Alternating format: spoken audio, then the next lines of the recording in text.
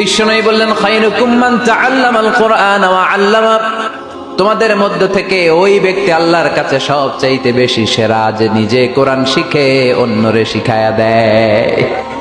আপনি কোরআন শিখলে আপনি সেরা, আবার আপনি যদি শিখায়া দেন তবেও আপনি সেরা। এজন্য কোরআন শিখানোর চেয়ে শ্রেষ্ঠ কাজ হয় না। আপনি যদি কাউরে শুধু সূরা ফাতিহাটা শিখান, কোন সূরা, ওই লোক যতবার জীবনে সূরা ফাতিহা পড়বে তার একটা পার্সেন্টেজ সওয়াব আমলনামায় আপনার আছে না নাই? আবার ওই লোক যদি কাউরে এই সূরা ফাতিহাটা শিখায়, আবার যারে শিখালে এ যদি আবার আরেকজনরে শিখায়, এভাবে যত জনকে শিখাবে প্রত্যেকের সওয়াব থেকে একটা পার্সেন্টেজ সওয়াব আপনার আমলনামায় দিয়ে দিবে কে?